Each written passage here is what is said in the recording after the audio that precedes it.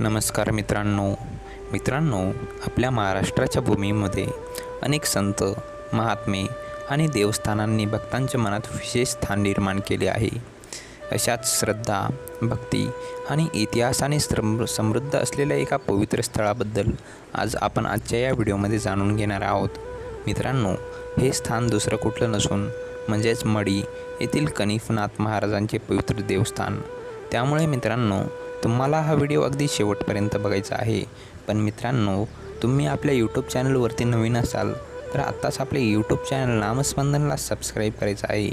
मित्रांनो, महाराष्ट्रातील अनेक भाविकांसाठी मढी केवळ हे गाव नाही, तर ती श्रद्धेची, भक्तीची आणि अध्यात्माची भूमी आहे. हजारो भक्त दरवर्षी येथे येतात, दर्शन घेतात आणि आपल्या जीवनातील सुख, दुःख कनिफनाथ महाराजांच्या चरणी अर्पण करतात. मित्रांनो, मढी हे गाव अहिल्यानगर जिल्ह्यात वसलेलं आहे. हे स्थान महाराष्ट्रातील प्रमुख धार्मिक स्थळांपैकी एक मानले जाते. विशेष म्हणजे नाथ संप्रदायातील भक्तांसाठी या ठिकाणाचे अत्यंत मोठे महत्त्व आहे. मित्रांनो, गावात प्रवेश करताच भक्तांना एक वेगळीच शांतता आणि आध्यात्मिक ऊर्जा जाणवते, असे अनेक भाविक सांगतात. मित्रांनो, आता आपण जाणून घेऊयात या पवित्र स्थळाचा इतिहास. मित्रांनो, नाथ संप्रदाय हा भारतातील अत्यंत प्राचीन आणि प्रभावशाली संप्रदाय मानला जातो. या संप्रदायात नवनाथांना विशेष महत्त्व दिले जाते आणि त्यामध्ये कनिफनाथ महाराजांचे स्थान अत्यंत मानाचे आहे. मित्रांनो, असं सांगितलं जातं की कनिफनाथ महाराजांनी अनेक वर्ष कठोर तपश्चर्या केली. त्यांनी समाजाला अध्यात्म, संयम, साधना आणि भक्तीचा मार्ग दाखवला. त्यांच्या जीवनातून अनेकांना प्रेरणा मिळाली आणि त्यांच्या कृपेने अनेक भक्तांच्या जीवनात सकारात्मक बदल घडल्याची श्रद्धा आजही कायम आहे. परंपरेनुसार कनिफनाथ महाराजांनी मढी या भूमीत वास्तव्य केले आणि तिथेच त्यांनी समाधी घेतली. त्यानंतर त्या ठिकाणाला विशेष धार्मिक महत्त्व प्राप्त झाले आणि हळूहळू हे स्थान लाखो भक्तांच्या श्रद्धेचे केंद्र बनले. मित्रांनो, दरवर्षी येथे मोठी यात्रा भरते.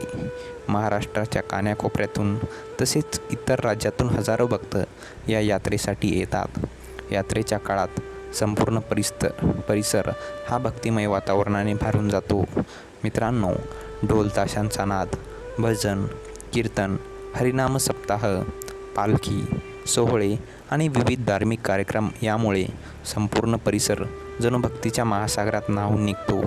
मित्रांनो, मढी देवस्थानात दर्शनासाठी आलेल्या अनेक भक्तांनी आपापले अनुभव सांगितले आहेत.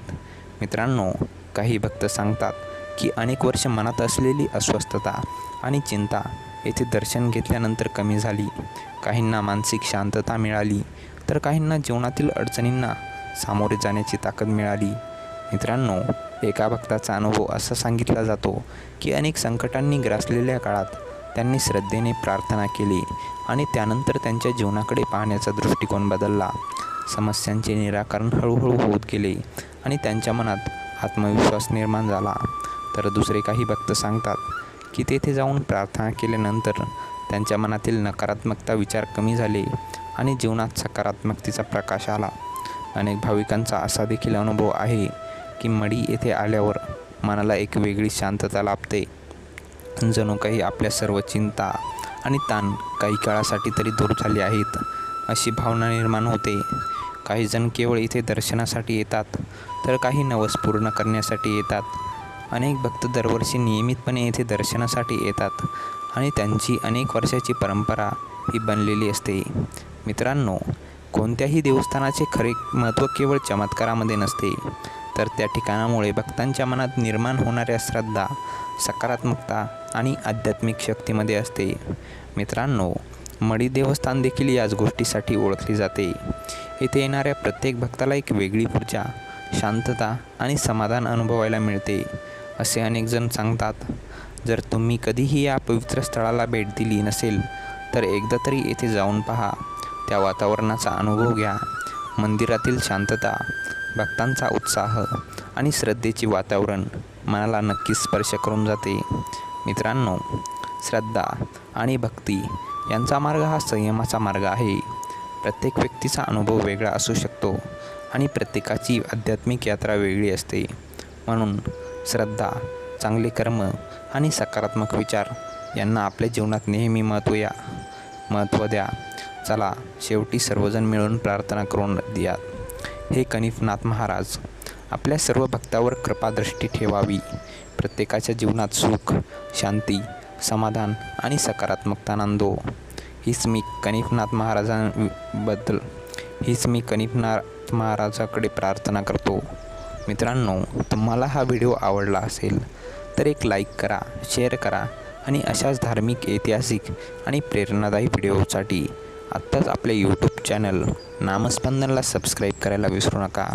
मित्रांनो, ही सर्व माहिती आपण AIने घेतली आहे. तर मित्रांनो, काही चूक झाल्यास मला एक कनिफनाथ महाराजांचा भक्त म्हणून क्षमा करा. धन्यवाद. जय कनिफनाथ महाराज, जय नाथ संप्रदाय.